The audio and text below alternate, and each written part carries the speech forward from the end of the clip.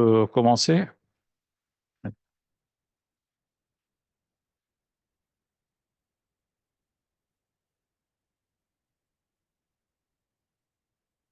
Bonsoir, distingués invités, chers collègues, chers étudiants, mesdames, messieurs, amis du PISAI. Bienvenue au PISAI, à la deuxième conférence de cette année académique et la première en 2025. Je vous présente mes meilleurs vœux pour cette année et je suis ravi de vous accueillir dans cette bibliothèque dédiée à Maurice Bormans, que vous connaissez tous, ami du prof Olivier Roy. En effet, cet institut poursuit sa mission et la formation académique du deuxième et troisième cycle au service du dialogue islamo-chrétien, tracé par le père Bormans et les missionnaires d'Afrique en vue d'une société plus humaine, là où chrétiens et musulmans peuvent se rencontrer, vivre et travailler ensemble en tant que frères et sœurs. L'âge d'or du dialogue avec l'islam que vit l'Église aujourd'hui est dû avant tout à la contribution de cet institut. Avant son transfert de Tunis à Rome, et grâce à la prise de conscience des missionnaires d'Afrique, des défis du vivre ensemble dans le monde, au Proche-Orient et même en Europe. C'est dans ce contexte que le Vatican II a rédigé la déclaration sur les relations de l'Église avec les religions non chrétiennes. À l'occasion, vous me permettez d'adresser mes félicitations à mon prédécesseur, le père Diego Sario Cucarella, missionnaire d'Afrique, pour sa nomination évêque de la Gouate en Algérie. Je souhaite au nouvel évêque un ministère fructueux au service de l'Église et du dialogue islamo-chrétien. Donc, en tant que président de l'Institut, j'ai quelques espérances. Le thème de ce soir, Islam européen ou Islam en Europe, nous met face à l'identité de l'islam et des musulmans en Europe. Un thème qui devient de plus en plus important depuis le début du troisième millénaire et dès que l'islam s'est affirmé comme deuxième religion en France. La tension entre l'Europe et l'islam remonte au XVe siècle, et particulièrement à la disparition du royaume de Grenade en 1492, suivie par la mise à l'écart systématique de l'héritage arabo-musulman. Les chaires d'études arabes dans les universités européennes ont été supprimées dans toutes les universités. En dépit de la présentation imaginaire de l'islam comme religion du désert, l'islam avait élaboré sa propre pensée sur la base de l'héritage arabe, de l'héritage hellénistique, de l'héritage indien et perse. Ainsi, l'interaction entre la culture arabo-musulmane et la civilisation européenne est indéniable. Le XXe siècle témoigne d'un grand mouvement d'immigration qui fait des musulmans une composante significative de la démographie européenne. Intégrer une minorité religieuse, c'est la reconnaître dans sa spécificité culturelle et religieuse, tout en veillant à sauvegarder la nécessité ou la nécessaire autonomie du politique par rapport à tous les pouvoirs religieux et l'indispensable autonomie de la recherche scientifique et de l'éducation publique vis-à-vis de toute tutelle cléricale. Une civilisation autonome n'existe pas, mais c'est la sainte ignorance. Moi, je prête cette expression à Olivier Roy. Cette sainte ignorance coïncide avec le nouvel ordre imposé par la mondialisation, amenant une nouvelle vision du religieux. C'est le fondamentalisme, c'est le salafisme, qui se réclame d'une identité unidimensionnelle, d'une vision anhistorique de la religion que la nouvelle génération considère comme la seule forme authentique de religiosité. Il importe de noter que les musulmans ne sont pas seulement des immigrés, mais aussi des citoyens nés et élevés dans les écoles européennes. Les jeunes citoyens musulmans souffrent d'un sentiment de non-appartenance. Ils n'appartiennent ni à la société européenne, ni à la société d'origine. Du point de vue linguistique, ils sont européens, mais du point de vue culturel, ils restent musulmans. Comment pouvons-nous aider ces jeunes hommes à trouver leur identité? Cette crise d'identité ne pourrait-elle pas les conduire à s'identifier plutôt avec une idéologie de destruction, avec le terrorisme? Je n'ai pas de réponse. Moi, je laisse les réponses à notre éminent conférencier qui va nous expliquer ces questions de l'islam en Europe et de l'Europe, de l'islam européen. Juste un mot pour présenter Olivier Roy, même si on le connaît tous, il n'a pas besoin de présentation, mais juste un professeur à l'Institut universitaire européen de Florence. Ses compétences s'étendent à plusieurs champs d'islamologie, de l'Asie centrale au Proche-Orient et à l'Europe. On se rend compte, jour après jour, de la validité de ses thèses et de son analyse sur l'islam et le phénomène de l'islamisme, dû à son approche scientifique, à sa connaissance directe du terrain. Parmi ses écrits, je cite quelques-uns, j'en cite quelques-uns: L'échec de l'islam politique, La sainte ignorance, Le djihad et la mort, L'Europe est-elle chrétienne et L'apatissement du monde. Donc, et il y en a beaucoup, beaucoup de livres que Olivier Roy a écrits. On est vraiment très honoré qu'il ait accepté notre invitation et très heureux de l'entendre ce soir. Mais avant de passer la parole à vous, j'aimerais bien passer la parole au coordinateur de la chaire de la Méditerranée, M. Roland Dubertrand, qui est le co-organisateur de cet événement. Monsieur le Président, merci. Cher Olivier Roy, chers participants et invités. Oui, je voudrais dire simplement un petit mot sur la chaire Méditerranée, religion et société. Et je remercie Olivier Roy d'avoir accepté que cette conférence soit placée sous l'égide de la chaire. C'est un projet, en quelques mots, original de coopération entre l'ambassade de France auprès du Saint-Siège et l'Institut français Centre Saint-Louis, ici représenté, et le PISAI, pour créer une chaire francophone au sein du PISAI, interdisciplinaire, en sciences sociales et humaines, et qui associe des universités de la rive nord et de la rive sud de la Méditerranée pour travailler ensemble sur ces thématiques dans une perspective de développer une culture du dialogue dans la situation que nous connaissons tous et que, effectivement, je n'ai pas à décrire pour vous.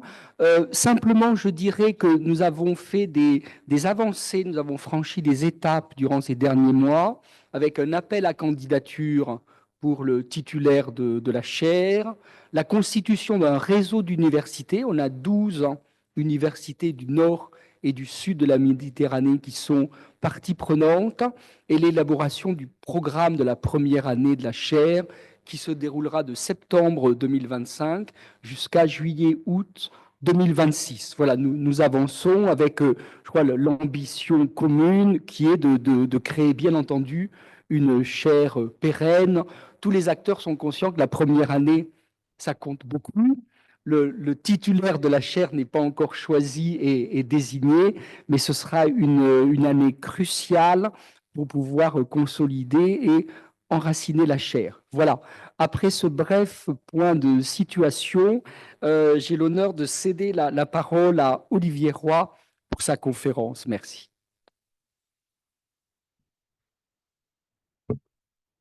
Merci. Je suis très heureux de me retrouver au PISAI, que j'avais un petit peu fréquenté il y a très très longtemps, au temps du père Bourmans, et que je retrouve avec plaisir aujourd'hui. Bien entendu, bon, le sujet dont je vais parler est central pour le PISAI, et donc il y a beaucoup de gens parmi vous qui connaissent très bien ce sujet-là. Donc, je vais essayer de faire quelque chose d'un peu de synthèse, un peu générale, hein, et on pourra rentrer dans plus de détails en répondant aux questions plus tard. Alors, l'islam en Europe, bon, l'Europe a une vieille tradition de contact avec l'islam, bien entendu, hein. Tradition qui n'est pas toujours très positive. Bon, il y a les croisades, évidemment. On a eu l'émergence à partir du XVIe, mais surtout XVIIe et XVIIIe, de l'orientalisme, c'est-à-dire des gens qui étudient les textes. Alors, ça n'a pas commencé par l'arabe, évidemment. Ça a commencé par s'intéresser à la Bible, à l'hébreu, et puis après, ça a ouvert sur le persan, sur l'arabe. Il y a eu au XVIIIe siècle une certaine fascination pour l'islam qu'on va retrouver au XIXe chez des auteurs comme Victor Hugo, comme Lamartine, par exemple. Lamartine qui est allé qui a voyagé en Orient et qui a présenté une image très, très positive de l'islam. Il a aussi écrit une biographie du prophète, etc. Je ne dis pas que c'était un savant hein, dans son approche de l'islam, mais ça a eu comme intérêt, disons, de faire connaître l'islam à l'opinion cultivée de l'époque. Bon. Et cette image de l'islam était plutôt positive. Si on pense par exemple même à l'expédition d'Égypte, qui a amené justement beaucoup de savants qui se sont intéressés au pays, Napoléon a toujours parlé très positivement de l'islam, des musulmans, etc. Même si, évidemment, il y avait derrière tout ça des considérations stratégiques et politiques. Et au XIXe siècle se développe l'orientalisme, non seulement dans le plan de la recherche et dans le plan scientifique, mais dans le plan artistique. Hein, ça, c'est en particulier dans les peintures, et là aussi qui montrent un Orient un peu folklorisé, hein, mais qui le peignent sous des couleurs à la fois très vives et plutôt favorables. Et puis, il y a la grande période du colonialisme, bien sûr, qui a changé les choses, puisque d'un seul coup, la question de l'étude de l'islam est liée à la question du contrôle des colonies. Donc l'islamologie, je ne dirais pas qu'elle est mise au service, ça serait un petit peu exagéré, mais les puissances coloniales vont donc développer un savoir sur l'islam qui est destiné à gérer l'islam, c'est-à-dire à gérer les populations musulmanes. Donc on a à la fois un développement de l'enseignement de l'arabe, par exemple, en France, en Grande-Bretagne évidemment, la formation de fonctionnaires coloniaux qui sont censés savoir, donc qui ont une formation sur l'islam. On sait par exemple que la faculté de droit à Alger, durant la colonisation, a été chargée justement de travailler sur la question des droits islamiques, hein, mais dans une perspective toujours de gestion et de contrôle. Donc là, on a déjà une relation beaucoup plus ambiguë. Et puis, les pays européens qui ont un rapport complètement différent parce qu'ils ne sont pas des pays coloniaux, où ils n'ont pas pu l'être, ils auraient bien aimé l'être, mais ils n'ont pas pu l'être, comme l'Allemagne par exemple. Hein. L'Italie, c'est tardif, le colonialisme italien. Les pays scandinaves, n'ont pas eu d'expérience coloniale, sauf le Groenland, mais ça, on le laisse à d'autres. Hein. Et la Hollande a eu une grande période coloniale avec l'Indonésie, bien sûr. Il y a toute une école hollandaise d'études de l'islam, mais qui, curieusement, avec la décolonisation, ça a disparu. Hein.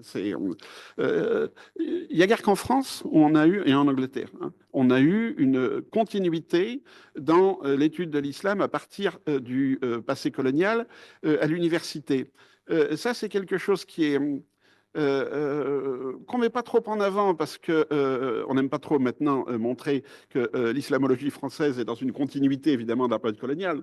Mais quand moi j'ai fait mes études de civilisation islamique dans les années 60, oui, fin des années 60, nos professeurs étaient des fonctionnaires coloniaux rapatriés, hein, des gens donc, qui parlaient parfaitement l'arabe, qui connaissaient les dialectes, mais qui, à partir de 1962, ont été rapatriés, et donc se sont largement reconvertis, enfin, dans différents domaines, mais entre autres dans l'enseignement de l'arabe, dans l'enseignement de l'islamologie, etc. Donc, au niveau de l'université, il y a une continuité.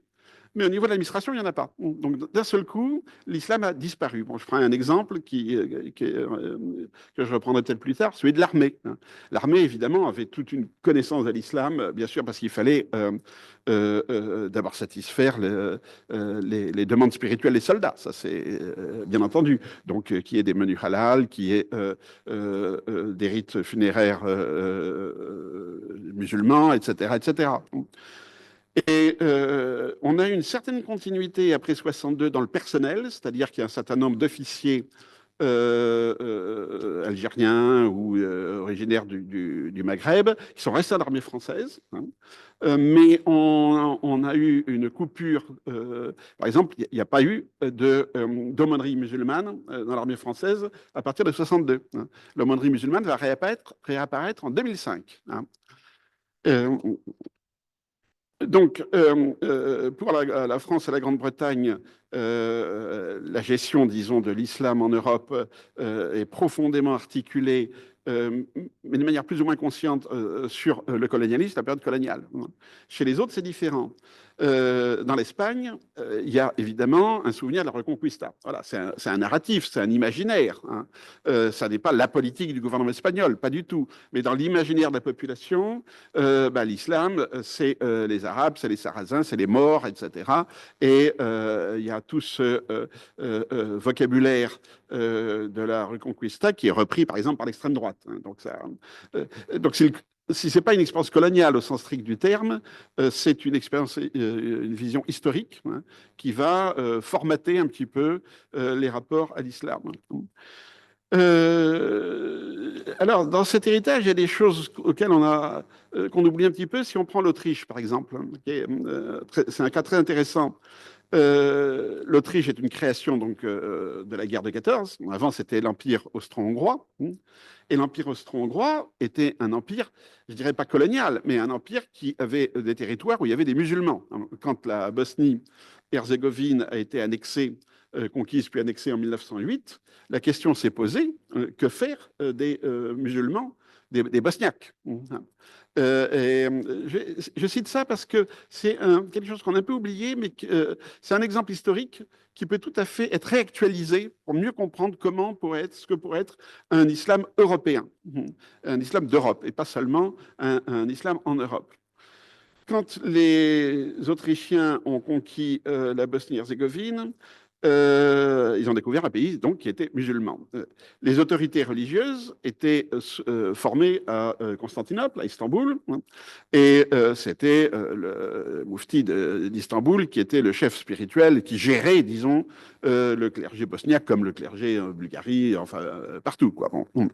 Et donc, les autorités religieuses d'Istanbul ont lancé un appel à la hijra, hein, en disant les musulmans quittez les territoires où vous êtes sous l'autorité d'un prince chrétien et revenez dans la terre d'islam, revenez dans ce qui était encore à l'époque l'Empire ottoman. Bon. Beaucoup l'ont fait, hein, comme vous le savez, en Turquie aujourd'hui, vous avez des centaines de milliers de familles qui ont des origines albanaises, bosniaques, roumaines, bulgares, etc. etc. Mais d'autres ne l'ont pas fait. Et alors, ceux qui ne l'ont pas fait, ils avaient un besoin de légitimer le fait qu'ils restaient sous le contrôle d'un prince chrétien, donc en l'occurrence l'empereur d'Autriche-Hongrie. Et ils ont demandé une fatwa au doyen d'Al-Azhar de l'époque, je crois que c'était Abdou, il me semble, ou Rachid, je ne me rappelle plus. Et qui a repris une fatwa qui avait été faite par le cheikh Mazari au XIe siècle à propos des musulmans de Sicile, hein, en disant vous pouvez rester à condition d'avoir la liberté religieuse. Ouais. Si vous avez la liberté de pratiquer votre religion, vous pouvez prêter serment à un prince qui n'est pas musulman. Bon. Et donc, il fallait bien entendu que l'Empire accorde la liberté religieuse. Et là, les Autrichiens ont très, très bien joué. Donc, l'empereur, mais évidemment, ses conseillers en l'occurrence, ont proposé un deal, un accord. On reconnaît l'islam comme religion officielle, parmi d'autres, bien sûr, hein, de l'Empire austro-hongrois. Donc, l'islam a un statut officiel, un statut légal. En échange, on vous demande de cesser de prêter serment de loyauté, évidemment, au sultan ottoman, mais aussi de cesser de faire former vos imams dans l'Empire ottoman. Voilà. On ne veut pas que vos imams soient formés chez notre ennemi. Bon, alors cette question de la formation des imams, on va la voir revenir hein, aujourd'hui. Elle est absolument d'actualité. Et pour compenser la coupure des liens entre le clergé musulman de Bosnie et l'Empire ottoman, l'empereur François-Joseph a établi à Sarajevo une faculté d'État de théologie islamique, qui existe toujours, qui qui existe toujours. Et ça, j'y reviendrai à la fin, c'est très, très important. Donc, le deal était ça. Vous n'allez pas vous faire former chez nos ennemis, hein, mais on vous donne clé en main la possibilité d'avoir votre propre formation d'imam, etc. Et bien entendu, votre religion, l'islam, est reconnue avec non seulement le droit de pratiquer, mais le droit de produire, d'écrire, d'enseigner, etc. Bon.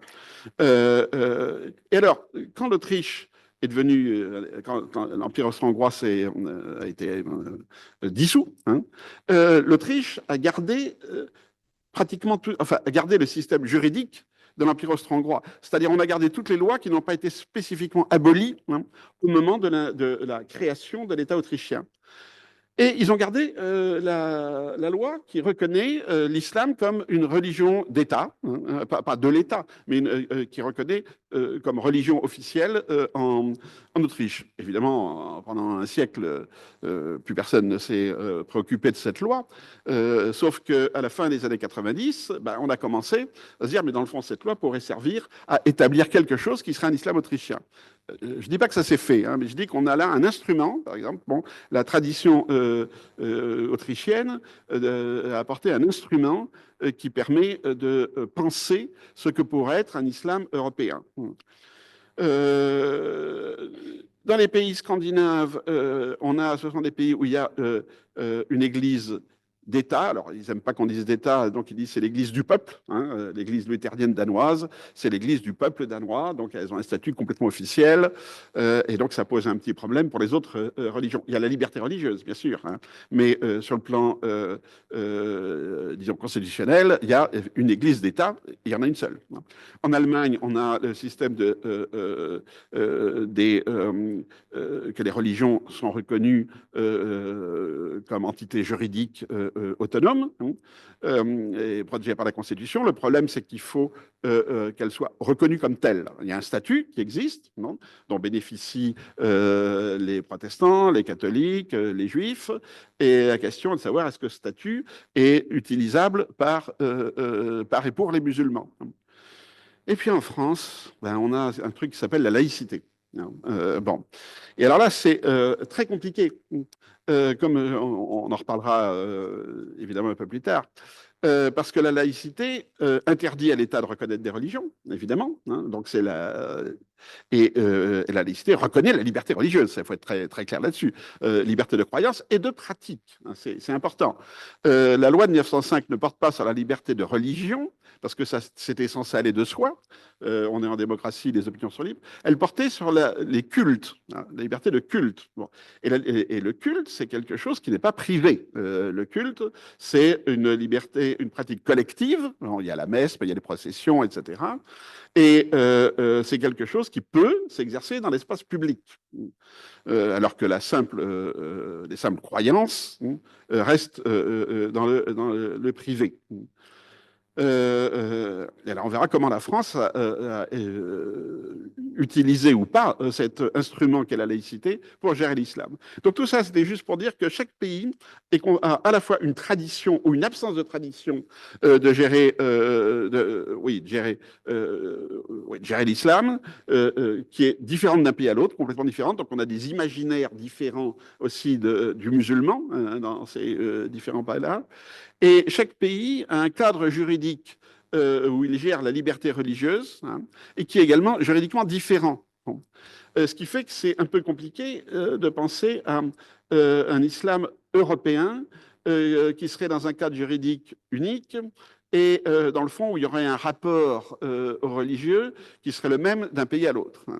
Et je rappelle que la Cour européenne des droits de l'homme systématiquement renvoie la gestion du religieux à l'État.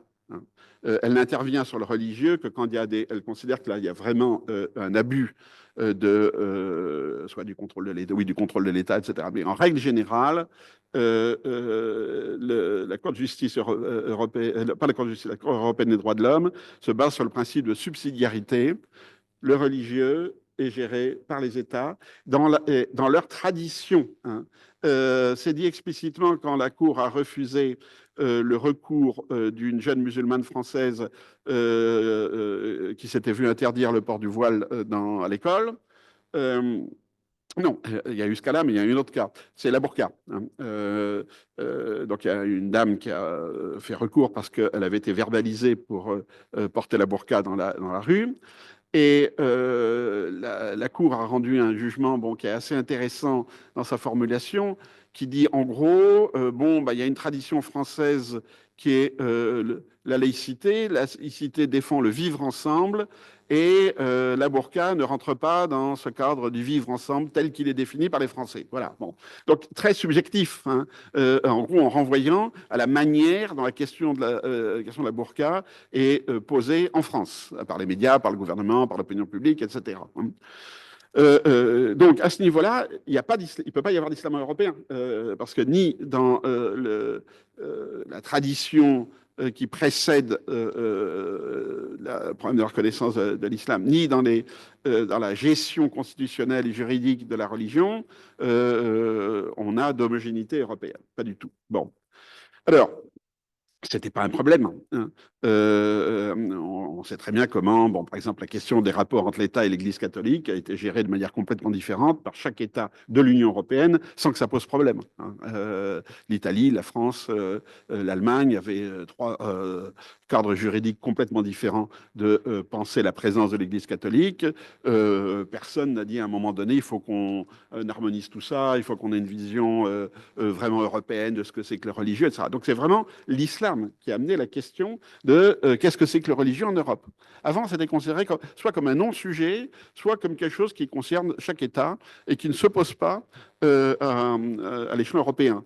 Hein, j'ai écrit un petit livre qui est L'Europe est-elle chrétienne, où je rappelais, parce que tout le monde sait, c'est que les pères fondateurs de l'Union européenne, Adenauer, de Gasperi, Schuman, étaient des catholiques pratiquants, hein, croyants et pratiquants, mais aucun d'eux n'a pensé à faire une référence au christianisme dans les textes fondateurs de ce qui allait devenir l'Union européenne. Aucun d'eux. Soit parce que c'était évident pour eux, hein, soit parce qu'ils ne voulaient pas rentrer justement dans ces différentes manières de gérer la religion des différents pays. Donc, on ne met pas cette question en avant. Alors, l'arrivée de l'islam, ça a commencé par l'arrivée des musulmans. Bon, l'arrivée des musulmans, là, c'est l'immigration. Alors, il ne suffit pas de... beaucoup de gens disent, ah oui, mais avant l'immigration, on avait des rapports avec l'islam, ça. C'est vrai pour la Bosnie, ça. Mais pour le reste... Ce que j'insiste là-dessus, la tradition en laquelle on étudiait, on gérait l'islam, il y a une coupure hein, dans chaque pays, une coupure après-guerre, après la Seconde Guerre mondiale, après la décolonisation, qui fait qu'on n'a pas utilisé les instruments coloniaux pour penser l'islam. Pourquoi? Parce qu'au début, l'immigration était vue comme un phénomène économique, social et ethnique et culturel.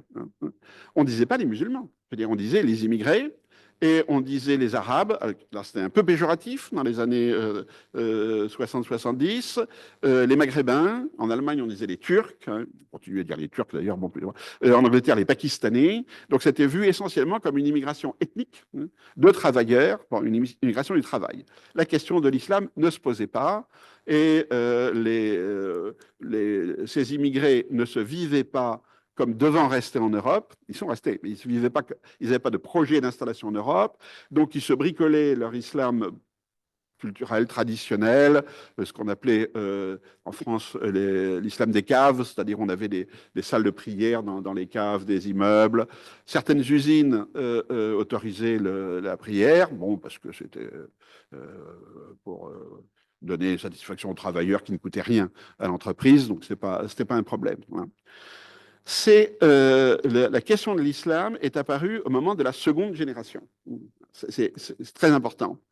Alors en France, c'est 1989. Hein, c'est l'affaire de Creil, deux jeunes filles, seconde génération, parfaitement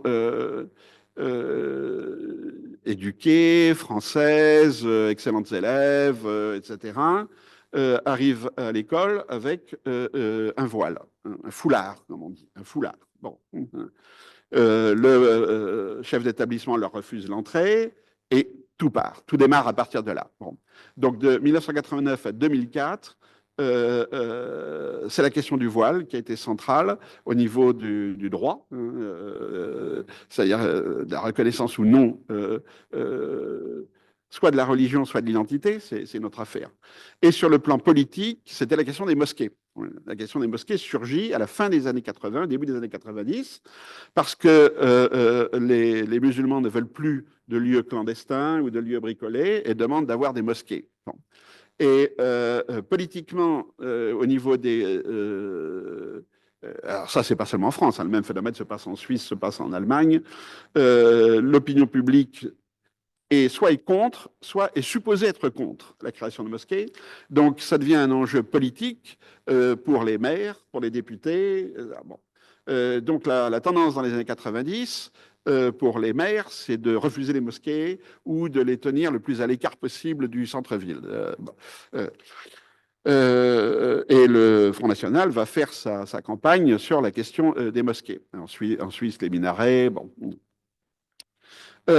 Donc, on a ces deux questions-là centrales, hein, le voile et la construction des mosquées. Le voile est typiquement français. C'est ça qui est intéressant. C'est-à-dire qu'en Grande-Bretagne, en Allemagne, c'est surtout la question des mosquées qui était sur le devant. La question du voile n'a jamais été vraiment un problème. Hein. En Italie non plus. Bon, c'est vraiment une question française. Et c'est là qu'on a commencé à parler des musulmans. Hein. Que le mot musulman a remplacé le mot immigré. Aujourd'hui, quand on parle des immigrés, on parle essentiellement des immigrés récents. Alors, bon, on verra qu'il y a une tentative aussi, par exemple, des populistes, de faire un lien entre migrants anciens et immigrants récents. Mais dans les années 90, un peu partout, le mot musulman va remplacer le mot immigré. En France, très nettement. On dira de moins en moins les Maghrébins.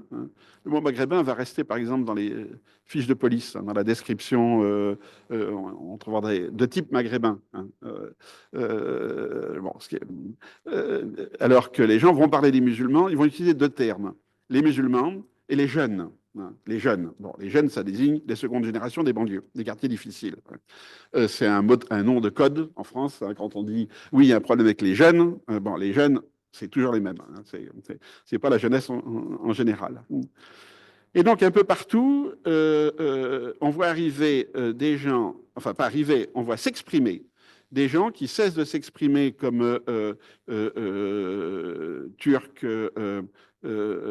Tunisiens, Algériens, Pakistanais, etc., et qui vont s'exprimer en tant que musulmans.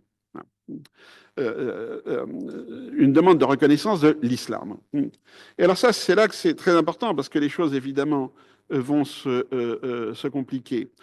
Cette deuxième génération qui arrive sur le marché, elle est beaucoup plus éduquée que la première, et elle a un rapport complexe avec la culture d'origine. Et là, on a tout de suite des variations. Chez les Turcs, la continuité est assurée. C'est-à-dire que les secondes générations sont éduquées soit directement, sont éduquées par leur famille, etc., en turc. Hein. Ils sont alphabétisés en turc. Ils lisent la presse turque, ils regardent la télévision turque, etc. Donc, on a, chez les Turcs d'Allemagne, par exemple, une continuité de l'affirmation d'être turc, d'abord. Et puis, l'idée, plus ou moins, que si on est turc, on est musulman. Mais on va tomber sur des clivages politiques où il y a une gauche turque et surtout kurde qui va refuser de se définir comme musulmane, etc. Bon. Donc on a une fragmentation ici politico-ethnico-religieuse d'une communauté, la communauté turque, qui est très politisée, mais où il n'y a pas de rupture culturelle brusque. Qu'est-ce que j'appelle une rupture culturelle brusque? Ben, c'est quand, par exemple, un jeune n'a plus de langue commune avec son grand-père. Ce qui est très fréquemment le cas pour les Maghrébins en France. Le jeune est éduqué en français. Alors, il a été éduqué très souvent par ses parents, qui le poussaient à parler français, même si eux-mêmes ne sont pas bons en français. Mais les jeunes se sont complètement éduqués en français, parlent en français entre eux. Et bon, les parents comprennent le français, etc. Mais les grands-parents, ceux qui sont restés au village, bah, très souvent, ils ne comprennent pas le français. Et surtout pour les gens d'Afrique du Nord, il y a un problème aussi de la transmission linguistique et de l'écrit, puisque quand ils parlent une langue, c'est soit le Darija, donc le dialecte arabe d'Afrique du Nord, soit une langue de type berbère ou kabyle.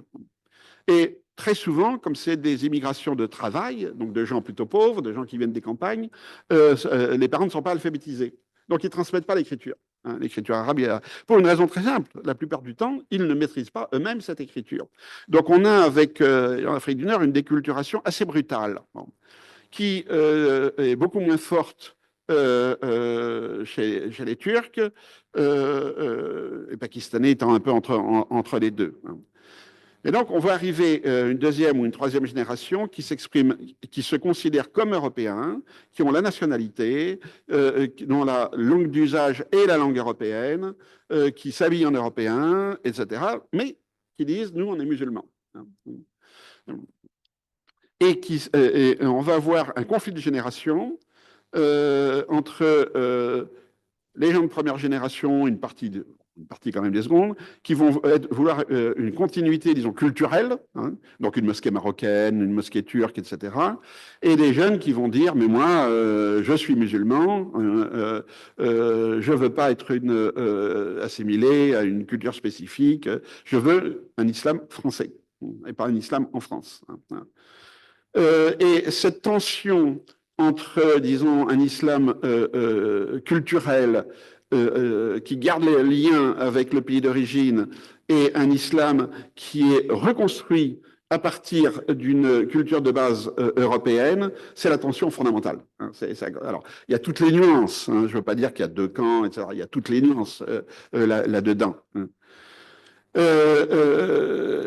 Parce que, étant donné que cet islam-là provient d'une population de travailleurs immigrés, il y a également une dimension sociale très très forte. Cette immigration n'est pas venue avec ses intellectuels. Elle n'est pas venue avec ces mollahs, ces imams, etc. Il y a des intellectuels musulmans qui sont venus directement comme étudiants en France. Mais entre ces intellectuels musulmans qui ont une bonne formation universitaire et les immigrés, il y a un fossé social. Il y a quelque chose sur lequel je reviendrai peut-être plus tard, par exemple, les frères musulmans en Europe, donc qui sont un mouvement à l'origine très politisé, mais les frères musulmans sont recrutés essentiellement parmi les intellectuels et des étudiants, essentiellement. Très souvent, ce sont les gens qui sont venus du Moyen-Orient, mais comme étudiants. Les Libanais, par exemple, ils sont venus, surtout donc d'Égypte, du Liban, de la Syrie, ils sont venus comme étudiants. Ils parlent arabe, l'arabe classique, ils ont la maîtrise du corpus coranique, etc. Mais socialement, ils n'appartiennent pas du tout à la même catégorie que les enfants d'immigrés. Et cette tension sociale, il ne faut jamais l'oublier. Elle est toujours là. Alors, donc on va voir ce redéploiement de la référence à l'islam qui va se faire selon, je dirais, un arc avec beaucoup de nuances. D'abord, il ne faut pas oublier qu'il y a des gens qui s'assimilent. Bon. Qui vont, par exemple, changer de prénom ou donner à leurs enfants des prénoms complètement français ou allemands, etc. Très souvent, ils sont dans des mariages mixtes et bien entendu sans maudire leurs parents et grands-parents. Ils ne sont plus pratiquants, ils se disent même plus musulmans. Il y a cette catégorie-là. Alors, évidemment, c'est la moins visible, par définition, puisqu'ils ne veulent surtout pas être perçus comme musulmans. Ensuite, il y a, je dirais, ceux Et c'est la catégorie probablement la plus... Enfin, il y a deux catégories ici qui sont importantes. Bon. Il y a ceux qui disent, moi, je suis musulman, c'est ma religion, mais je suis français, ou allemand, etc. Donc ceux-là vont essayer de reconstruire une pratique musulmane dans un contexte de déculturation, c'est-à-dire ils rompent avec la culture du pays d'origine et ils vont essayer d'articuler leurs pratiques religieuses avec la culture et la société dominante. C'est ce que j'ai étudié dans le livre L'Islam mondialisé. Bon, et concrètement, comment ça fonctionne? On va isoler un certain nombre de marqueurs religieux. Par exemple, le concept de halal. Et on va le découpler par exemple, la cuisine traditionnelle.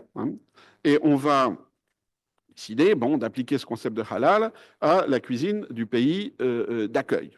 On va faire, par exemple, un bœuf bourguignon halal. Une choucroute halal. Et c'est un mouvement qui va bien marcher, en particulier dans les classes moyennes d'origine musulmane en ascension. Vous avez maintenant sur Paris des tas de restaurants qui sont un peu bobos, qui sont tenus par des musulmans croyants, mais donc qui sont halal. Mais quand vous regardez le menu, il n'y a rien de marocain ou de tunisien ou de turc. C'est plutôt cuisine fusion, tous les mots en food, quoi. Ils sont plutôt fooding que couscous. Mais on a les marqueurs qui sont là. Marqueurs de tenue vestimentaire. Bon. On a le voile, mais on a le tailleur, on a et on a une executive woman, on emploie le terme, mais une Muslim executive woman. On a le marqueur qui est le foulard. Le foulard, voilà. On aura un conseiller financier à la banque qui aura la barbe, lui. Alors maintenant, ça se voit moins, parce que maintenant, les hipsters ont fait que tout le monde est barbu. Mais dans les années 90 et début des années 2000, la barbe était un signe assez clair comme marqueur religieux. D'ailleurs, de manière intéressante, en 2004, donc la loi de 2004 qui interdisait les signes religieux, le problème, c'est qu'est-ce qu'un signe religieux? Alors, tout le monde était d'accord pour dire le voile. Alors, on s'est dit, oui, mais il faut quand même qu'on applique ça aussi aux autres. Alors, la kippa est un signe religieux. Mais ça, les autorités israélites avaient tout de suite dit, enlevez la kippa. Bon, plus de kippa. Bon. Alors, les croix. C'était un peu embêtant d'enlever les petites croix que les jeunes filles ont. Alors, le ministre de l'époque a dit qu'il mettait une interdiction sur les grandes croix chaldéennes. Bon. Alors, tout le monde s'est demandé, c'est quoi les grandes croix chaldéennes? Et je ne sais pas d'où il a tiré ça, mais voilà. Bon, les grandes croix chaldéennes. Et puis, il y a quelqu'un qui a dit, oui, mais il y a la barbe. Parce que tout le reste, ça vise plutôt les filles. Bon, évidemment. Alors, note en bas de page, ça vise toujours les filles. Hein, bon. Mais donc la question était, est-ce qu'on met l'interdiction de la barbe dans les écoles? Alors là, ça devient un peu plus gênant au niveau de la liberté personnelle, quoi. Bon, alors il a été décidé de ne pas mettre la barbe. Jean-Marie Le Pen a protesté, hein, en disant les hipsters sont des islamo-gauchistes parce qu'en fait, ils prennent la barbe des musulmans, hein, et ils font que maintenant, on ne peut plus reconnaître un musulman d'un autre parce que tout le monde porte la barbe. Bon. Donc, on joue sur des marqueurs qui sont posés sur des pratiques culturelles ou professionnelles ou autres du pays d'accueil. Et là, le problème, c'est que ça apparaît donc comme un bon compromis, mais c'est vu comme une provocation. Parce qu'on a, alors surtout en France, on n'a pas de problème avec la grand-mère kabyle qui va au marché avec ses voiles et tout ça truc-là, mais la jeune fille cadre bancaire qui vient dans son bureau qui est avec le foulard, là, ça pose un problème. Bon, en France, hein. Ça ne pose pas de problème en Allemagne, ça ne pose pas de problème en Grande-Bretagne. Donc là, ici, il y a un peu une question très, très française. Donc, c'est ce jeu-là qui est très important. La définition de pratique musulmane en marqueurs précis et où on demande la reconnaissance, le droit d'appliquer ces marqueurs à la vie sociale normale. On ne demande pas, c'est pas multiculturaliste, cette demande-là. Hein. C'est une demande de liberté religieuse. Bon. Et on va négocier, et on négocie, parce que le problème est toujours parfaitement ouvert. Alors, qu'est-ce qu'on fait du marqueur halal dans les établissements scolaires? Bon.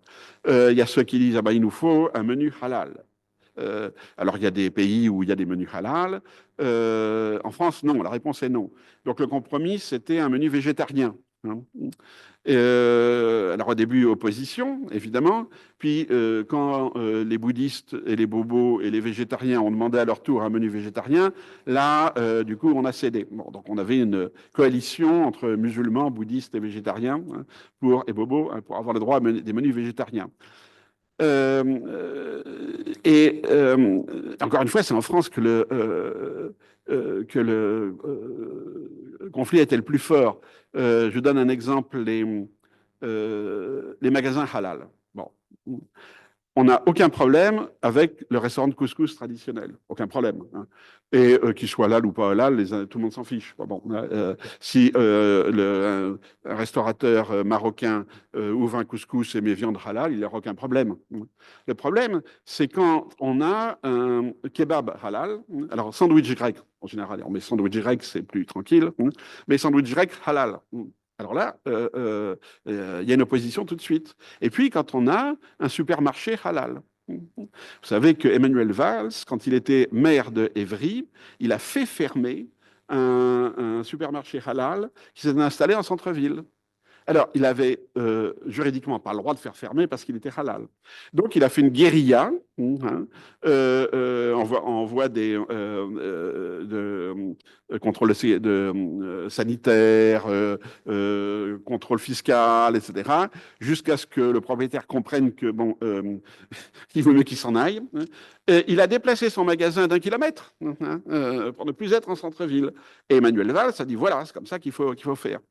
Or, aujourd'hui, on a une chaîne de supermarchés halal qui s'appelle H Market, je crois. Bon, H pour halal, évidemment. Bon, à moins que ce soit un autre H, mais je crois pas. Enfin, bon, là, ça m'a l'air halal. Bon. Et maintenant, ils sont acceptés, pas du tout parce qu'on est plus tolérant, mais parce que il faut à tout prix pallier la disparition du commerce dans les centres-villes et ailleurs. Et on est bien content d'avoir un magasin même halal, plutôt que rien. Donc, il y a tout ce petit jeu-là, très compliqué de lutte. Et comme ça. Mais, chaque fois, la question est là, le marqueur religieux, la présence du marqueur religieux, sur une personne, sur un magasin, dans la rue, etc. Alors, ça va être aussi... oui, alors, la demande de mettre en avant des marqueurs religieux, elle se fait dans un cadre de demande de liberté religieuse dans le cadre des institutions existantes. Donc, si les églises ont le droit de sonner les cloches, pourquoi pas le muezzin? Qu'est-ce qu'on va opposer comme argument? Alors, dans chaque endroit, bon, on oppose des arguments en général. Hein. En Suisse, l'argument, c'était le référendum. Hein. Voulez-vous des minarets? Non. Bon, interdiction de construire des minarets, point. Hein. En France, ça a été l'utilisation de la loi de 1905 sur le fait qu'on ne peut pas créer, que la sonnerie de cloche ne peut se faire que quand elle a toujours existé, enfin quand il y a une tradition. Hein. Et donc, il n'y a pas de tradition de minaret, donc pas de tradition de... Bon. Mais ici, c'est ce que j'appelle le formatting, c'est-à-dire on essaie... les musulmans essaient d'assurer leur pratique religieuse dans un cadre à la fois juridique, institutionnel et culturel qui est un cadre d'intégration, hein, qui correspond à celui de la société où il se trouve. Contre cette demande, ou à côté de cette demande de participation, d'entrer dans le jeu, quoi. Bon. On a deux autres attitudes qui sont différentes. Une, c'est le multiculturalisme. Là où la question ne se pose plus de la foi. On ne demande pas à être reconnu comme groupe de croyants, on demande d'être reconnu comme une minorité culturelle. Du style, les musulmans portent le voile. Voilà, bon, les musulmans mangent halal. Mais on ne pose pas la question de la liberté religieuse. La question n'est pas de savoir est-ce que c'est un choix personnel de la fille, hein, mais juste de reconnaître que voilà, les musulmans portent le voile. Alors ce multiculturalisme, il marche bien dans les pays où il y a une tradition de multiculturalisme, comme l'Angleterre par exemple, hein. Mais aussi comme la Belgique, hein, puisque la Belgique, dans le fond, c'est une juxtaposition de communautés différentes. La Belgique est le seul pays, à ma connaissance, où un groupe de musulmans a demandé que l'arabe soit reconnu comme religion, comme langue d'État, au même titre que le flamand, le français et l'allemand. Et l'argument était très simple, en disant les Flamands, ils ont le droit de parler flamand, les Wallons, ils ont le droit de parler français, même les Allemands ont le droit de parler allemand, alors pourquoi nous, les Arabes, n'auraient pas le droit de parler arabe? Bon. Donc leur demande ici était, en fait, se faisait dans le cadre constitutionnel belge. Ils demandaient juste de rajouter une tranche, si vous voulez, dans l'espèce de dans l'espèce de lasagne qui est le système politique belge. Ce multiculturalisme-là, alors, c'est la vision qu'a la Commission européenne des musulmans. Ils évitent d'en parler en termes de liberté religieuse pour les raisons que j'ai dit au début, parce qu'il n'y a pas de définition de ce qu'est la liberté religieuse de manière précise européenne.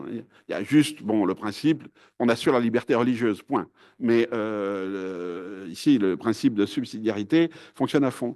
Donc l'Union européenne pousse toujours, dans le fond, à voir la question de l'islam à travers une grille multiculturaliste de reconnaissance d'une minorité non territoriale. Et en Angleterre, c'est ça qui triomphe. En France, ça marche pas du tout. Hein, ça marche pas du tout. L'opinion publique est très très opposée à ça, et la loi aussi. Alors là, je fais oui, non, je parlais des acteurs après. Oui. Et la troisième, après cette, disons, le premier point, c'est on veut vivre notre religion de la même manière que les autres, mais il faut que vous acceptiez la visibilité de nos marqueurs religieux. Voilà, ça c'est la première. La deuxième, c'est le multiculturalisme. La question, c'est pas les mosquées, hein, c'est pas la pratique, ce sont également des marqueurs, mais cette fois qu'on présente comme des marqueurs culturels. Alors après, avec le problème, qu'est-ce que c'est que les musulmans, hein? Est-ce qu'on peut mettre les Turcs et les Marocains dans cette même vision multiculturaliste? Non, ça c'est évident. En Angleterre, ça marche un peu mieux, hein, parce que, disons, dans la tradition, par exemple, pakistanaise, l'islam pakistanais ne se présente pas comme un islam pakistanais, hein. Il se présente comme l'islam du sous-continent indien. Donc, c'est un islam qui se veut au-dessus des groupes ethniques, etc. Donc, on essaie de reconstruire le musulman comme une super-ethnie, en gros. Et la troisième voie, c'est le salafisme. Alors, je prends le salafisme, comme un terme générique commun. Le salafisme, c'est l'idée, de toute façon, on n'arrivera pas à obtenir l'intégration. Et c'est pas la peine. C'est pas la peine parce que s'intégrer, c'est se compromettre, hein.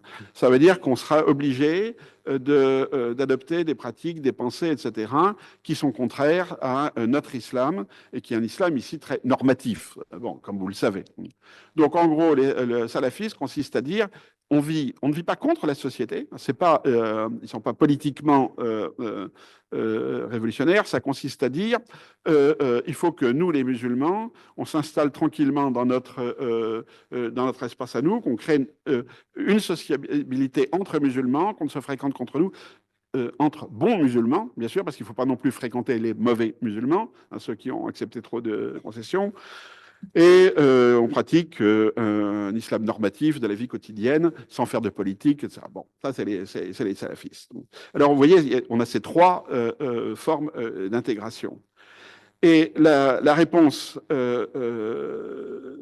des États, c'est d'essayer de faire cadrer ces demandes avec la manière dont la liberté religieuse est organisée dans chaque État. Donc le problème en France, c'est que c'est la sécularisation, c'est la laïcité. La laïcité s'est construite contre l'Église catholique, il faut être très clair, hein, c'est pas une pensée philosophique comme ça. Les protestants et les juifs ont été des sécularistes, enfin ils étaient pour la laïcité aussi, parce que l'ennemi de tout le monde c'était l'Église catholique. Donc il y a une dimension très anti-religieuse dans la laïcité française. Ça s'est calmé au cours du XXe siècle. Mais enfin, quand on reprend, si on regarde les années 1900-1914 en France, c'était des années d'extrême tension. Donc toute une partie de la gauche a repris dans le fond cette tradition anticléricale et l'a appliquée à l'islam, avec un discours explicite. On s'est fait les cathos, maintenant on va se faire les musulmans. Bon, il n'est pas question que la religion occupe trop d'espace. Et la droite, elle, c'est plus complexe mais plus intéressant. L'essentiel de la droite a renoncé à défendre la France chrétienne d'origine. Il n'y a qu'une certaine extrême droite, celle de Zemmour, qui défend la France catholique, bon, ce qui est un petit peu paradoxal au niveau des personnalités, mais bon.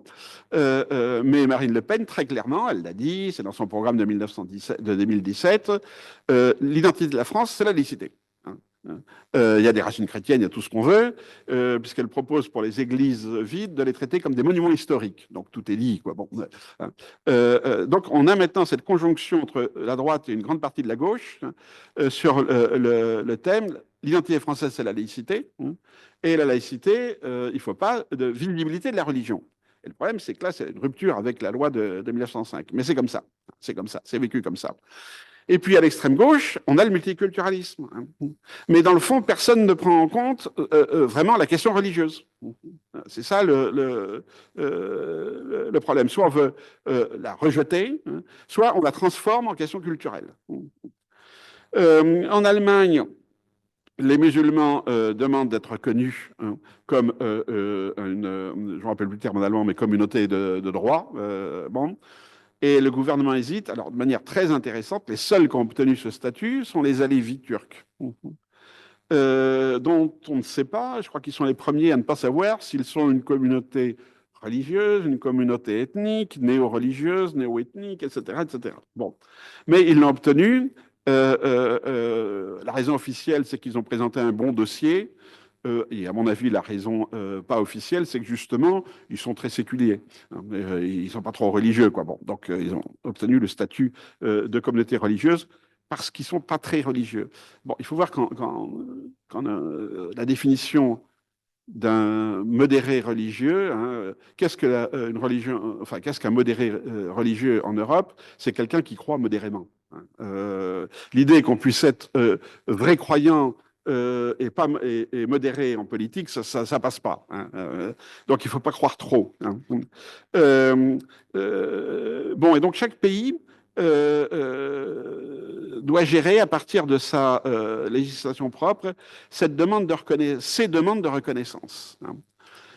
Et Bruxelles n'intervient pas. Hein. Bon. Donc on est toujours dans cette espèce de bricolage constitutionnel, juridique, très politique, très politisé aujourd'hui. Ce qui est intéressant en Autriche, par exemple, où on voit que le gouvernement autrichien, qui est très anti-islamique, de nouveau, hein, hésite, dans le fond, à utiliser positivement. Si, il a utilisé la loi qui reconnaît l'islam autrichien, il l'a utilisé en sens négatif, c'est-à-dire il a interdit les financements étrangers. Mais il n'a pas vraiment prévu de financement intérieur, des choses comme ça. Et donc, ma conclusion, c'est que le modèle, il faut sortir de tous ces bricolages, et on a un modèle qui est, qui est Sarajevo. On a des musulmans européens. On a cette faculté de théologie islamique, qui est un lieu où on pourrait justement former des imams européens. Et personne n'en veut. hein. J'ai plusieurs fois poussé l'affaire à Bruxelles, etc. Bon. Alors que les Bosniaques sont les premiers demandeurs. Parce que qu'est-ce qu'ils voient arriver les Turcs qui leur disent bienvenue nos cousins, vous allez maintenant retourner dans le cadre ottoman. Bon, ils n'en veulent pas, hein. Les salafistes hein, qui leur disent bon, votre islam, il est quand même un peu trop européen, un peu trop dénaturé, on va vous apprendre à être de vrais musulmans. Bon. Eux, ils ont une tradition justement d'islam européen, ils sont européens. Et ça, on ignore totalement, et on continue. On est sur deux autres voies. Une, c'est l'islam consulaire, hein, c'est-à-dire où on confie à des États étrangers la formation des imams. Alors, il y a une réaction maintenant contre ça. La France a dit qu'elle allait mettre fin au système, mais évidemment, les pays concernés poussent, veulent garder le système, et puis, au moins, ils font quelque chose, quoi. Bon. Donc, on est contre l'islam consulaire, mais on n'a rien pour remplacer. Et une autre solution, enfin qui est parallèle, hein, ça serait de créer des filières de théologie islamique là où il y a des facultés de théologie. Alors ça se fait en Italie, hein, ça se fait en Allemagne, ça se fait en Hollande. Le problème, c'est que ceux qui sortent diplômés de ça ont cette image un petit peu d'un islam qui a été formaté un peu trop par le christianisme. Alors, comment sortir de tout ça? On ne sortira pas en trouvant la bonne loi, la bonne forme d'organisation, mais en tentant de fédérer les gens qui travaillent de leur côté sur ces questions-là. Donc il y a un côté bricolage à faire. C'est pas la peine de demander au gouvernement de nouvelles lois, hein, c'est inutile. Et à mon avis, la solution viendra d'un phénomène sociologique très simple, qui est la montée de classes moyennes d'origine musulmane, hein, qui sont maintenant visibles en France, hein, mais que personne ne veut voir, hein. C'est-à-dire ces secondes générations, ces troisième générations, qui maintenant sont médecins, journalistes, cadres bancaires, cadres financiers, etc. C'est eux l'avenir, parce qu'ils ont des besoins spirituels, ils commencent à avoir une capacité financière, ils commencent à avoir un poids politique, on voit apparaître en France au niveau des municipales, ça c'est très clair, hein. Mais ils font l'objet d'un barrage extérieur très très fort. Ce qui est très intéressant en France, quand vous écoutez le ministre de l'Intérieur, il a changé de registre sur l'islam. Le président parlait du séparatisme, donc il visait les salafistes, hein. Et lui, il parle de l'islamisme et il vise les frères musulmans. Et quelle est la différence entre le séparatisme et les frères musulmans? C'est que le séparatisme, c'est les salafis dans les quartiers pauvres, hein, et les frères musulmans, c'est les classes moyennes montantes, hein. Donc, on reste dans cette même peur de l'islam, hein, mais qui se déplace par rapport aux catégories maintenant qui sont porteuses, hein, d'une pratique religieuse musulmane, pas islamique, mais musulmane, dans un cadre européen. Voilà, ben, je crois que j'ai pas tout dit, mais simplement s'il faut que... D'accord.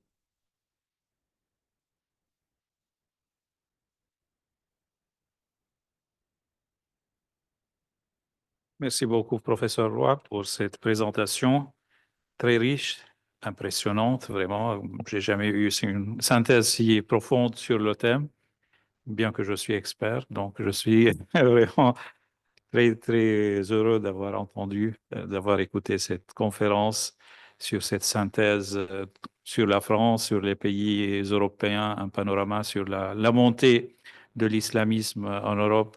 Je connais bien le phénomène dans le monde arabe, même au cours des mêmes années, il y a un certain salafisme en montant.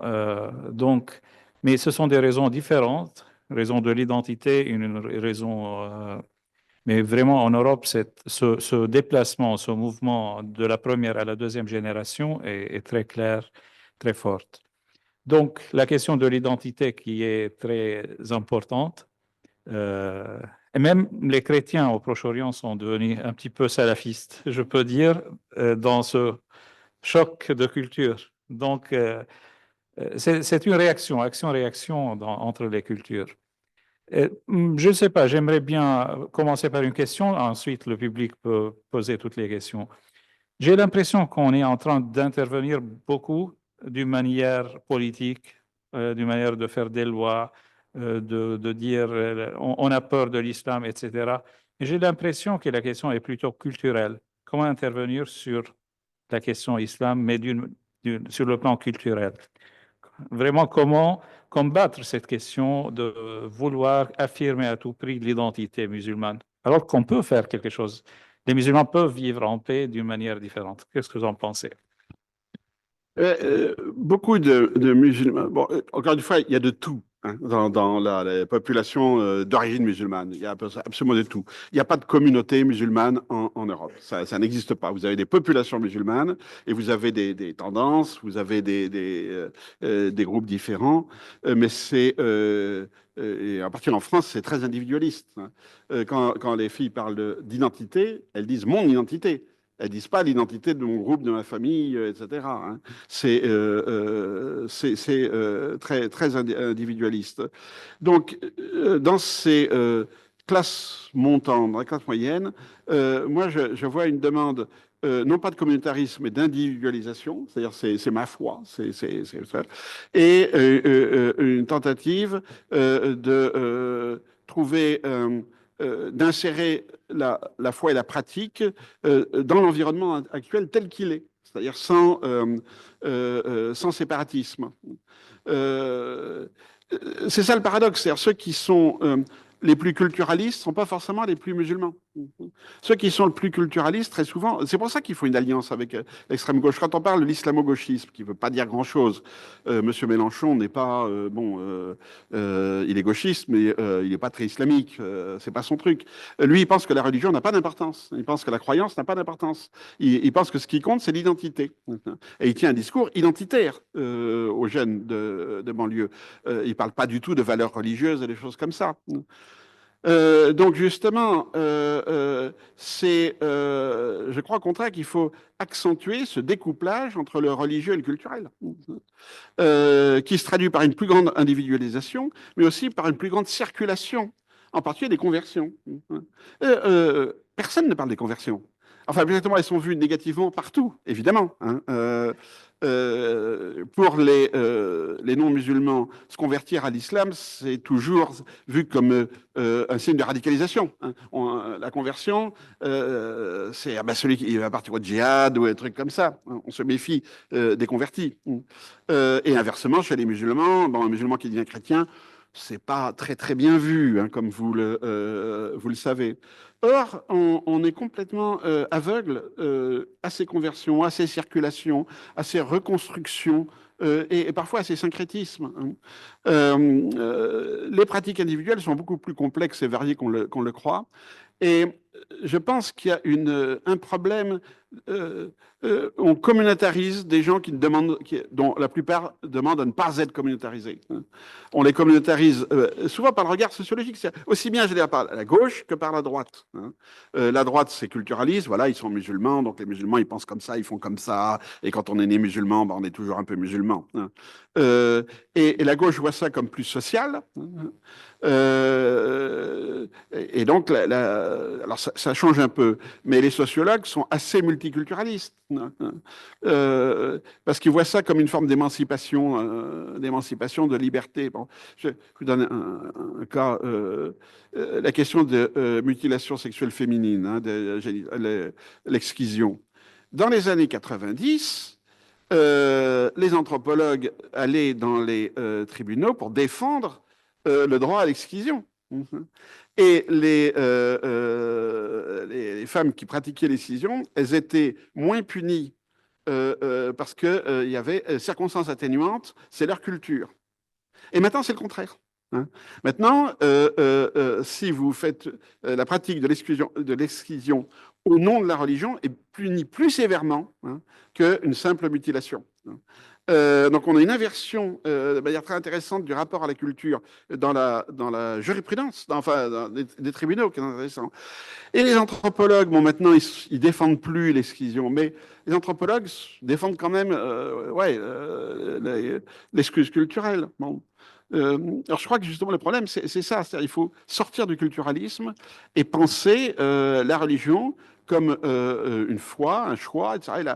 Et la mise en place d'une communauté religieuse, qu'on appelle ça, une communauté de foi, comme communauté de foi, et non pas comme communauté ethno-culturelle. Je crois que c'est ça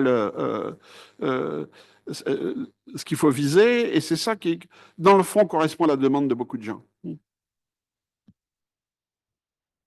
Maintenant, à vous de poser des questions, s'il vous plaît.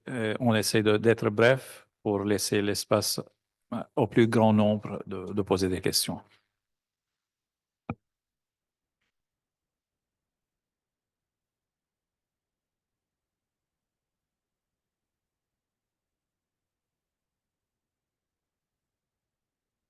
Bonsoir. Vous avez fait allusion à deux grands courants, aussi bien, sinon j'ai peut-être mal compris, actuels, c'est-à-dire les frères musulmans et les salafistes. Bien que ce soit peut-être des produits nationaux ou européens, moi je crains qu'il y ait une influence d'un côté ottomane, comme vous dites, et d'un autre côté d'un grand acteur ou bien quelqu'un qui veut devenir un grand acteur comme l'Arabie saoudite. Je crois, sans me tromper, attribuer les salafistes actuels à l'Arabie saoudite. Parce qu'ils ont fait leur apparition même dans le monde arabe, après les printemps arabes, de façon telle qu'on ne peut pas se douter de l'influence saoudite. Exemple égyptien. Les frères musulmans sont en prison, les salafistes sont au Parlement. Et c'est là ma question. Est-ce que cette guerre va finir par détruire l'idée qu'on a de l'islam en Europe ou le revigorer? C'est une bonne question parce que ça pose le problème des rapports entre, disons, géostratégie et courant religieux.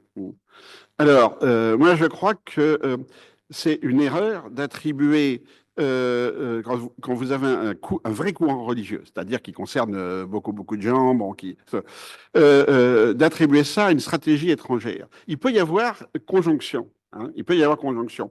Mais c'est, par exemple, il y a beaucoup de gens qui attribuent le développement de l'évangélisme protestant en France aux Américains, en disant, voilà, c'est le christianisme américain, etc. Alors, qui est des aides, des soutiens, etc., c'est sûr.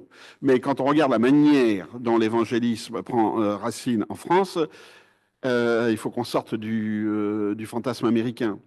Et pareil pour l'Arabie saoudite. L'Arabie saoudite finance effectivement la propagation d'une certaine littérature, hein, bien sûr, a financé. Bon, c'est évident. L'Arabie saoudite a distribué des bourses de formation et on a vu arriver en Afrique de l'Ouest ou en Afghanistan, on a vu arriver des jeunes qui avaient fait 3 ans, 5 ans de formation dans les madrasas d'Arabie saoudite ou du Golfe et qui revenaient au pays avec une vision salafiste, etc. Bon. Mais moi, en tant que sociologue, la question c'est pourquoi ça prend? Parce que ces trucs-là, vous pouvez mettre beaucoup d'argent dans une religion, un truc comme ça, et ça ne prend pas forcément. Hein. Pour qu'un courant religieux prenne, il faut que ça corresponde à une demande. C'est pas simplement une offre, hein, c'est une demande. Il faut qu'on articule l'offre sur quelque chose que les gens attendaient. Et le salafisme, pour moi, c'est la conséquence de la déculturation du religieux. C'est-à-dire quand le religieux n'est plus vécu dans un cadre culturel, eh bien on se rabat sur un religieux explicite et normatif. Voilà. On trouve la même chose dans l'évangélisme. C'est normal que, parce que c'est très parallèle. Vous savez qu'en France, par exemple, la carte des temples évangéliques et la carte des mosquées correspond à 80%. Hein. C'est la même clientèle. C'est pour ça que les évangéliques, les protestants évangéliques en Europe ne sont pas contre l'immigration. Hein. Et ils en vivent. C'est leur vivier principal, contrairement aux États-Unis. Bon, alors, oui, bien sûr, l'ottomanisme, c'est la même chose. Monsieur Erdogan a une vision ottomane du rôle de la Turquie, etc. Mais C'est pas parce que il a une vision qui met de l'argent que ça marche. Bon, par exemple, je suis d'assez près ce qui se passe à Sarajevo. Et quand vous allez à cette faculté de théologie islamique, ils sont pas du tout sur pro-Erdogan, mais pas du tout. Ils considèrent qu'Erdogan prend l'espace. Hein. Et quand je me demande, mais vous êtes quoi? Ils m'ont répondu, on est austro-hongrois. On est Mitteleuropa. Nous, c'était très bien. À la limite, c'est dommage que l'Empire austro-hongrois se soit effondré. C'était très bien pour nous. Bon, on est européens. On va être reconnu comme communauté de foi, comme église. Enfin, ils disent pas le mot église, mais comme communauté de foi, pas comme communauté néo-ethnique. Donc, ils ont un problème avec la définition du Bosniak comme un groupe ethnique d'origine musulmane. Ils disent, mais non, nous, on est communauté de foi et on prend donc des Serbes, etc. Ça nous est égal, l'origine ethnique. Bon. Euh, et le néo-ottomanisme d'Erdogan, oui, alors il finance des mosquées, il donne des bourses, bien sûr, bien sûr. Et les jeunes prennent les bourses, etc. Mais il ne faut pas que vous croyiez que ça marche comme ça. C'est-à-dire, bon, allez, il nous donne de l'argent, il veut un peu de néo-ottomanisme, très bien. Mais quand on regarde comment ça s'implante, ça s'implante essentiellement dans une partie de la diaspora turque, c'est tout. Hein. Et qu'il y a même une réaction chez beaucoup de jeunes contre ça. L'Arabie Saoudite, il y a une chose qui est intéressante aussi. L'Arabie Saoudite ne finance plus le salafisme. Voilà. MBS a coupé tous les vivres en 2015. On ne l'a pas cru, hein, enfin 2015, 2016, 2017, hein, mais moi on l'a vu sur le terrain. Hein. D'un seul coup, plus d'argent salafi. C'est fini maintenant. Un petit jeune bon, qui s'habille en salafi, qui apprend quelques mots d'arabe et qui va en Arabie Saoudite, il reçoit automatiquement une bourse. Et après, s'il expliquait qu'il allait retourner dans son quartier, qu'il fallait un peu d'argent pour monter une mosquée, etc., il avait un peu d'argent. C'est fini maintenant. Hein. Et il y a beaucoup de gens qui le regrettent d'ailleurs. Bon, l'Arabie Saoudite ne finance plus le salafisme et ils sont en train de. Il a mis au pas le clergé wahhabi, hein, complètement mis au pas, et ils sont en train maintenant de réhabiliter le passé pré-islamique. Hein. Ce qui est pour le salafisme, c'est très simple. Avant le prophète, c'était la jahiliya, c'était rien, c'était bon. Se réclamer de quelque chose d'avant le prophète, c'était de l'hérésie. Bon, c'était abjurer l'islam. Là, le roi d'Arabie Saoudite, pas le roi, pardon, le prince héritier, il réhabilite le passé nabatéen. Les archéologues ont le droit de découvrir qu'il y avait des églises. Bon, avant, il fallait surtout pas le dire, bon, etc. Donc il n'y a plus de salafisme international, c'est fini. Mais il y a toujours des salafistes parce que cette demande d'un islam normatif, déculturé, elle est toujours là sur le terrain. Voilà, il y a je connais plein de jeunes qui ont rejoint un groupe salafi à 18-20 ans. Ce n'est pas forcément des salafis, ça peut être des tabliris, ça peut être d'autres trucs mais qui en sortent à 25-30 ans. Hein. Parce que le problème, c'est que nous, on a une vision essentialiste et théologique de ces groupes. Alors, le salafi, il a telle théologie, puis quand on est salafi, on est salafi. Bon. Mais ce qu'on ne voit pas, c'est la trajectoire de ces gars-là. Moi, j'habite Dreux quand je suis en France, c'est Dreux. Et je suis arrivé à Dreux comme professeur de philosophie en 1973. Hein. J'y habite toujours. Et j'ai eu des élèves, donc les premiers élèves de seconde génération, donc ces gars-là que j'ai eu comme étudiants, ben, ils ont 65 ans maintenant. Bon. Donc j'ai vu des petits jeunes qui à 18 ans, 20 ans refusaient de serrer la main d'une femme, se mettaient la barbe, des djellabas blanches, des petits trucs blancs, etc. Maintenant ils ont en costard, quand ils ont réussi socialement, hein, ils sont en costard, complet veston, et ils mettent leur fille à l'école catholique, bien entendu. Hein, ça leur paraît totalement évident. Et ils restent toujours musulmans. On mangera là à la maison, etc. Mais bon. Donc voilà, il faut faire attention sur cette vision. La géostratégie existe, les réseaux d'influence existent, mais il y a des demandes du religieux qui partent de la base et il ne faut pas négliger ça parce que si le religieux existe, puis je crois qu'ici c'est un endroit où je peux le dire, en France, les gens qui disent mais vous parlez de quoi là? Bon, ça existe, la demande de religieux, de spirituel, de rigueur de code de vie, en fait, etc.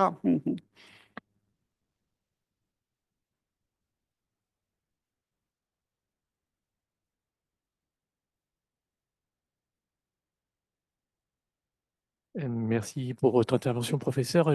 Quand vous parliez, je pensais aussi à un autre exemple que la Bosnie. Je ne sais pas s'il est adéquat. C'est la Bulgarie. Je ne sais pas si vous pouviez dire un mot sur ce que pourrait être, parce que la Bulgarie est dans l'Union européenne, qui a des musulmans convertis il y a quelques siècles, mais d'autres musulmans qui étaient, enfin, vous connaissez mieux que moi. Donc, est-ce que ça pourrait être un élément intéressant sur, donc sur le thème islam en Europe ou islam européen? Je posais juste la question de la Bulgarie. Bulgarie où il y a un islam présent depuis quelques siècles. Oui, il y a des Bulgares, bulgarophones qui sont musulmans. Et puis il y a des Bulgares musulmans qui sont ce qui restait de population turque en Bulgarie.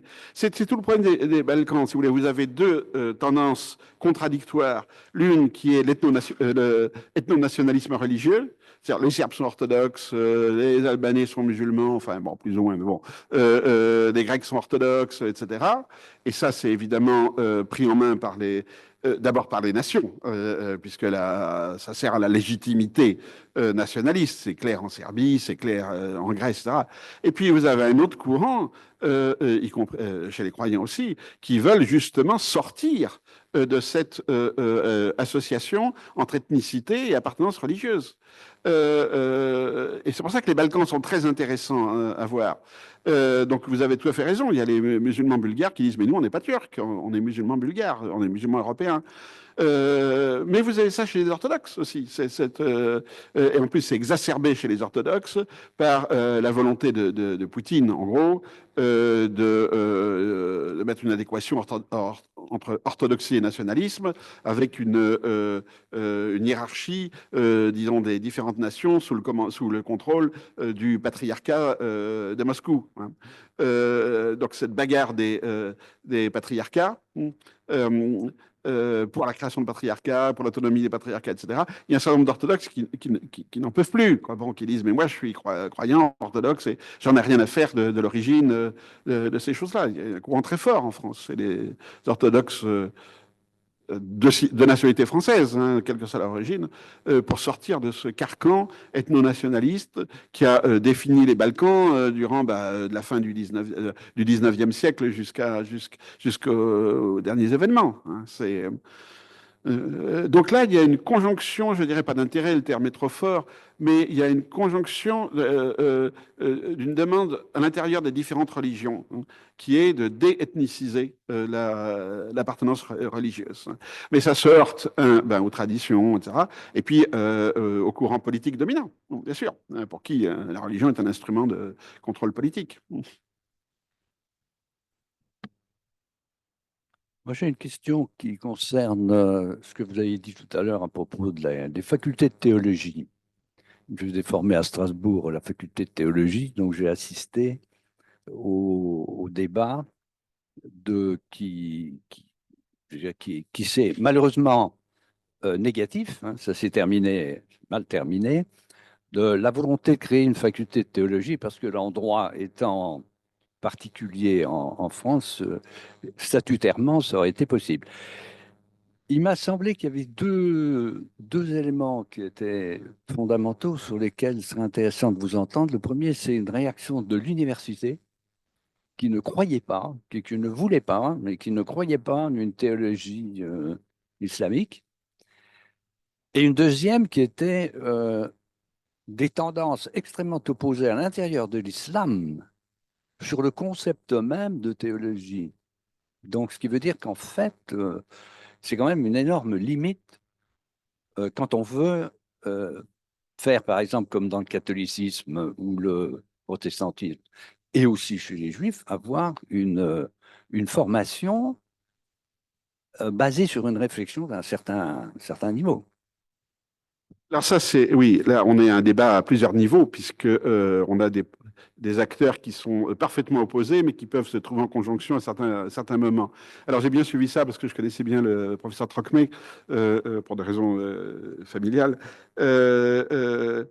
donc, qui a proposé en 1999, si je ne me trompe pas, il était le doyen de la faculté de théologie protestante et il a proposé que, en utilisant le statut spécial de l'Alsace-Lorraine en France, qui est dérogatoire par rapport à la loi 1905, d'installer un embryon de faculté de théologie islamique. Bon.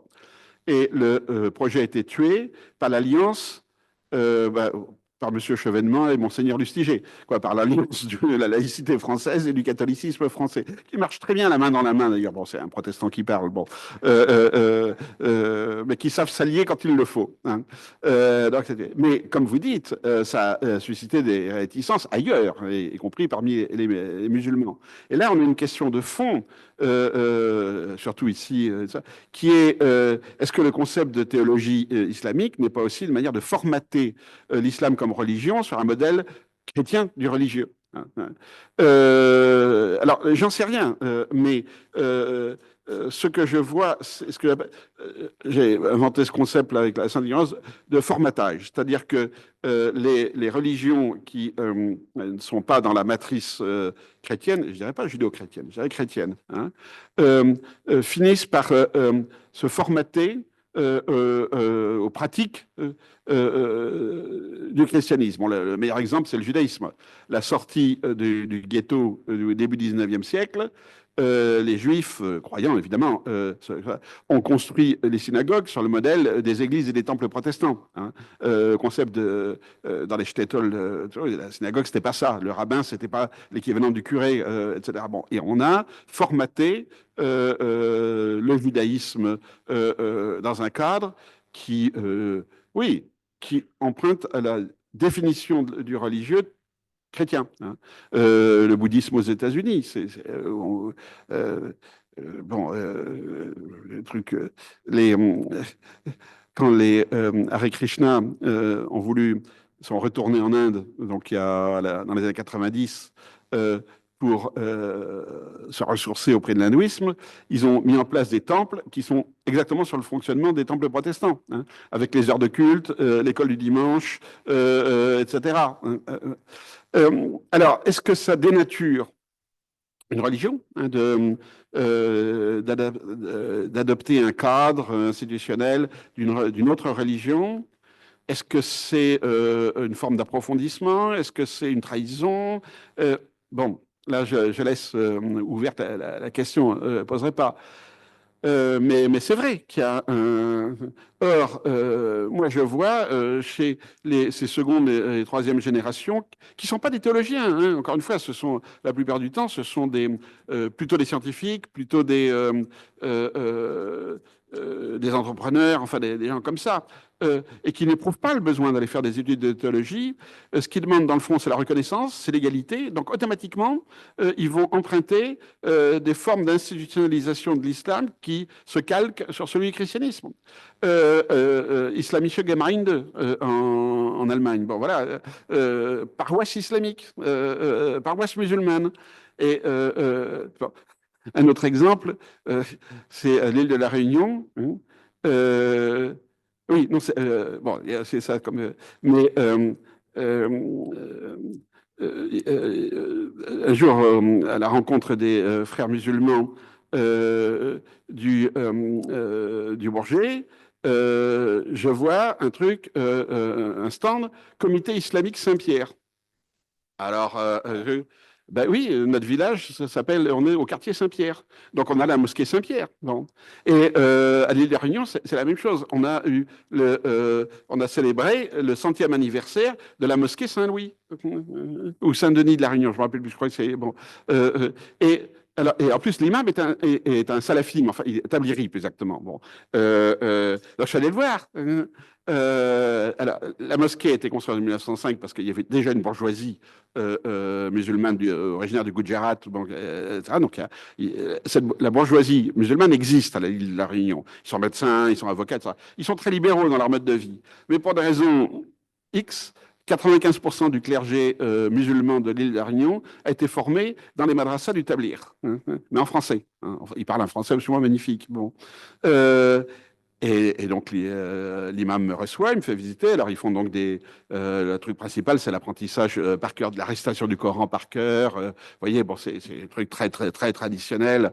Bon. Et à un moment donné, je lui dis, mais mosquée Saint-Louis, c'est bizarre. Et il me fait, non, pourquoi? Bon, j'ai rien dit. Voilà, mais il dit, ben oui, on habite Saint-Louis, on va à la mosquée Saint-Louis. Alors, elle a un autre nom aussi, mais officiellement, c'est la mosquée Saint-Louis. Voilà, c'est pas un problème. Donc, on voit très bien comment des questions qui nous occuperaient pendant des heures si on organisait une conférence théologique à ce sujet-là sont résolues pratiquement par les gens. Ils ont pris, voilà, ils ont fait comme ça marche, et ils voient pas pourquoi après on viendrait leur dire, mais attendez, par rapport à la pensée musulmane, ce que vous faites, surtout quand c'est un non-musulman qui leur dit, bon. Donc voilà, en fait, il faut regarder comment ils font concrètement les gens. Et maintenant qu'on voit émerger des cadres, c'est un peu là-dessus qu'il faut se baser, à mon avis, plutôt que la tendance actuelle, qui est de fabriquer des bons cadres musulmans qu'on va ensuite envoyer dans les quartiers. D'abord, ils y vont pas parce que être imam en France, être payé 600 € par mois, on vous donne un petit F2, et bien sûr, les gens vous font des cadeaux de temps en temps, mais c'est socialement pas du tout considéré d'être imam, on oublie ça. Les gars qui ont des diplômes de l'Institut des frères musulmans, il n'y en a pas 10% qui deviennent imams, ils font autre chose, bien sûr. Donc il y a cette dimension sociale. On n'a pas d'imam très sophistiqué parce que c'est très mal payé. Voilà, ils ont le même problème que les instituteurs. Bon, à partir du moment où les salaires baissent, le niveau baisse. Bon, c'est aussi bête que ça. Et oui, ça va être bon, on revient toujours sur la France. Le problème de l'État laïque français, c'est qu'il a une vision gallicane, en fait, de la religion. C'est-à-dire que c'est l'État qui organise le religieux.